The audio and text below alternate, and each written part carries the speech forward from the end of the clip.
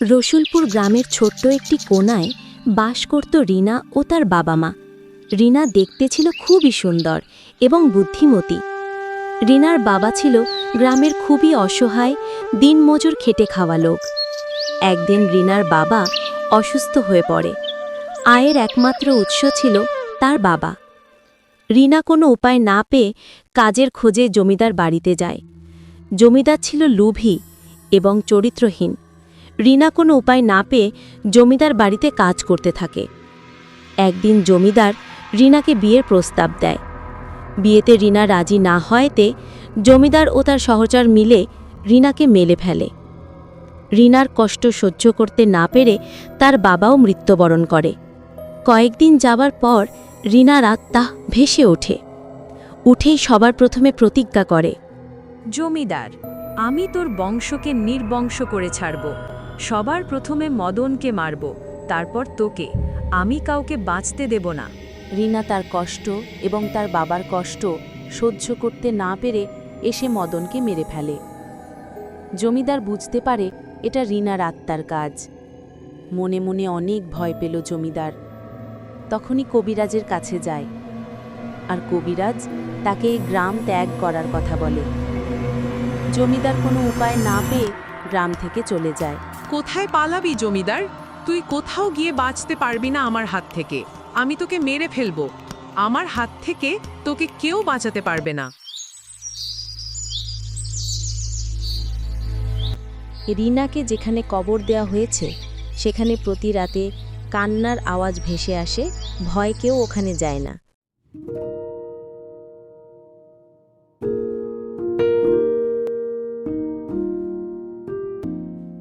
রোজ মন খারাপ করে বাসায় আসো, আজও তো খুশি কেন? খুশি হব, আমার এতদিনের ইচ্ছা পূরণ হয়েছে। ছোটবেলা থেকে শুনে এসেছি গ্রাম অনেক সুন্দর, কিন্তু বাবা কখনো যেতে দেয়নি। এরপর চাকরি হলো, আর যাওয়া হয়ে ওঠেনি। এখন মা বাবা কেউ নেই, কেউ আমাকে বাধা দিবে না। গ্রামে আমার বদলি হয়েছে, তাই আমি এত খুশি। তুমি গ্রামে কেন যেতে চাও? সবাই তো শহরে থাকতে চায়। আমি শান্ত জীবন চাই, প্রকৃতির মাঝে হারিয়ে যেতে চাই। শহরের এই রোজ রোজ ট্রাফিক, ঝঞ্ঝাট, ঝামেলা আমার ভালো লাগে না। আমি সকালে পাখিটাকে ঘুম থেকে উঠতে চাই। তুমি শিক্ষক না হয়ে কবি হলে খুব ভালো হতো। উপহাস করছো? করো করো, তাতে আমার কিছু যায় আসে না। যাও, গিয়ে সবকিছু গুছিয়ে ফেলো।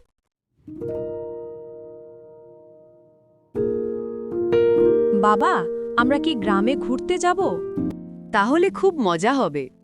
না, আমরা ঘুরতে যাচ্ছি না মা, আমরা একেবারে গ্রামে চলে যাচ্ছি।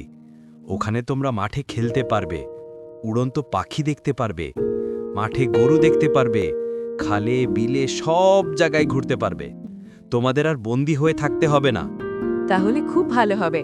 আমি প্রতিদিন ফুটবল খেলতে পারবো, ক্রিকেটও খেলতে পারবো, আর আমি কানামাছি খেলবো। ঠিক আছে বাবা, যার যা ইচ্ছে তা করো। এখন যার যার জামাকাপড় গুছিয়ে ফেলো, আমরা কাল চলে যাব। আচ্ছা, আমরা গিয়ে থাকবো কোথায়? ওখানে একটা জমিদার বাড়ি আছে, ওখানেই থাকবো। আচ্ছা, জমিদার বাড়ি খুব ইন্টারেস্টিং তো। আর দেরি না করে এবার গুছিয়ে নাও, আমরা কালকেই বের হব। পরের দিন তারা গ্রামে গিয়ে সেই জমিদার বাড়িতে উঠে। আমরা এত বড় বাড়িতে থাকবো?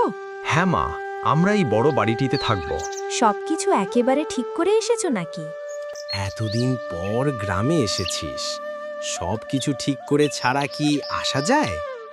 আমি চিন্তা করেছি 1 মাস পরে এখানের স্কুলে জয়েন করব।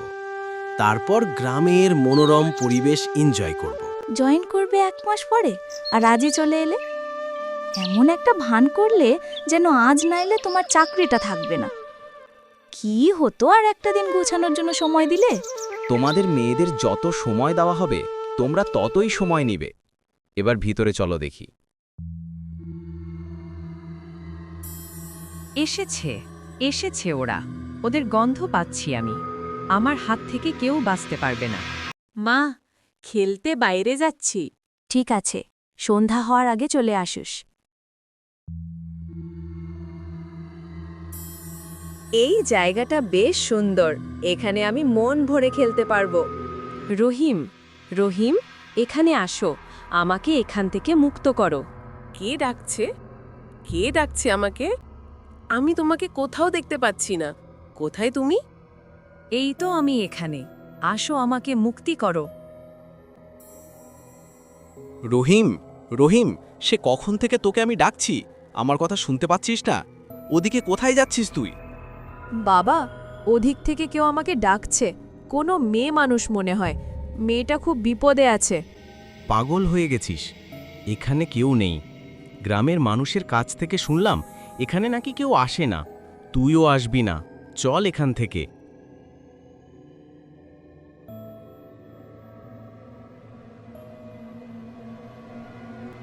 দেখো, বিছানায় রহিম নেই, দরজা খোলা। কোথায় গেল ও এখন?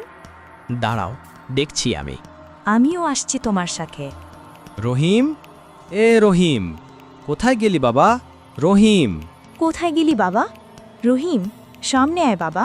সারা বাড়ি খুঁজে কোথাও পেলাম না, কোথায় গেল ছেলেটা? বাইরে গিয়ে খুঁজি চলো, আমার ছেলেটা কোথায় গেল কে জানে। রহিম, কোথায় যাচ্ছিস তুই? এ রহিম! আমাকে ছেড়ে দাও বাবা, রিনা আমাকে ডাকছে, ওকে মুক্ত করতে হবে। কিসব আবল তাবল কথা বলছিস বাবা? কে এই রিনা? তাকে তুই কেন মুক্তি দিতে যাবি? বাড়ি চল বাবা। আমাকে জায়গা দাও বলছি। আর একটা কথা বললে মেরে তোর গাল লাল করে দিব। এত রাতে এখানে ফাজলামি করছিস? ওখান থেকে নিয়ে আসার পর রহিম খুব অসুস্থ হয়ে পড়ে। জ্বরে ওর গা পুড়া যাচ্ছে। জলপট্টি দাও, সকাল হলে ওকে শহরের ডাক্তারের কাছে নিয়ে যাব। আমার মনে হচ্ছে না ডাক্তার দেখিয়ে কোনো কাজ হবে। কি বলতে চাইছো তুমি? ওর এত জ্বর এসেছে, আর ডাক্তার দেখাবো না? ওকে ডাক্তার দেখিয়ে কিছু হবে না, ওকে কবিরাজ দেখাতে হবে। দেখলে না, আমরা কাউকে দেখতে পেলাম না, কিন্তু ঠিকই কাউকে দেখতে পেরেছে। তুমি কি ওর মতো পাগল হয়ে গেছো? ঝড়ের ঘরে ও আবল তাবল বলছে। কাল সকালে ডাক্তারের কাছে নিয়ে গেলে সব ঠিক হয়ে যাবে, সকালটা হতে দাও।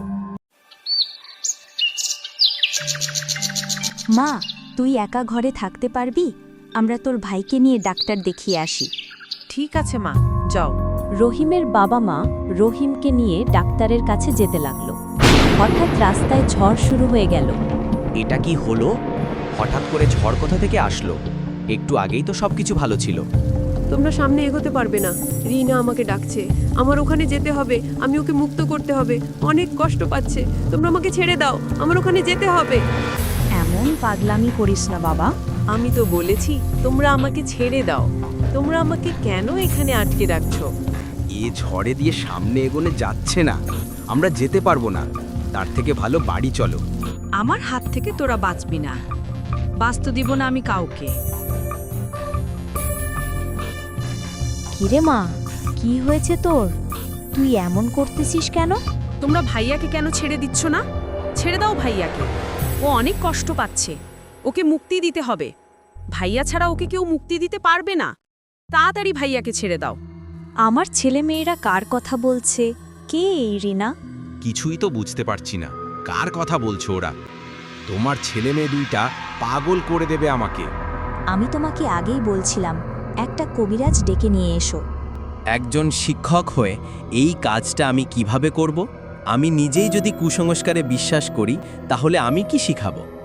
এখন এসব ভাবার সময় নেই, এমনিতেই সবকিছু হাতের বাইরে চলে যাচ্ছে। তুমি যদি আরো দেরি করো, তখন আমাদের কিছুই করার থাকবে না। তার আগে দয়া করে তুমি কিছু করো। বেশ, আমি কবিরাজের কাছে যাচ্ছি। তুমি একা ওদেরকে সামলাতে পারবে না, ঘরে চল তোরা। ছেড়ে দাও বাবা, ছেড়ে দাও আমাদের, তুমি আমাদের আটকে রাখতে পারবে না, রিনা আমাদেরকে ঠিক নিয়ে যাবে। তাদের দুজনকে ঘরের ভেতরে বন্ধ করে রাখে। এখানেই থাকো তুমি, ওরা কোনোভাবে যাতে বের হতে না পারে। আমি গিয়ে কবিরাজ ডেকে নিয়ে আসি। ঠিক আছে, তাড়াতাড়ি যাও।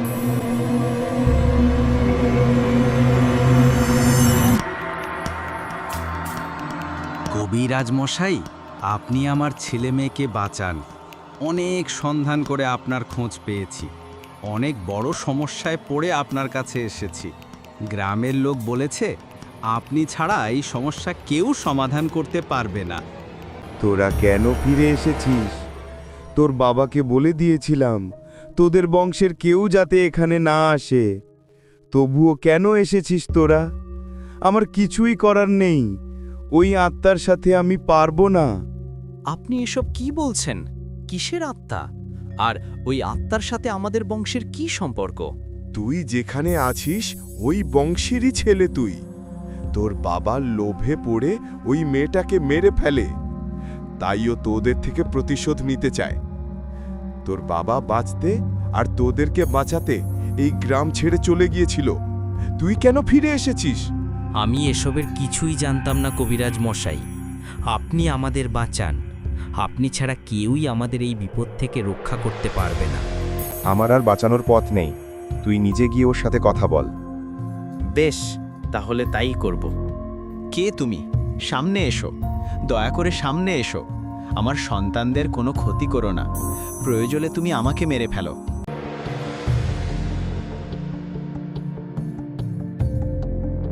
তোর বাবা আমাকে মেরে ফেলেছে, আর আমার বাবা ওই কষ্টে মরে গেছে।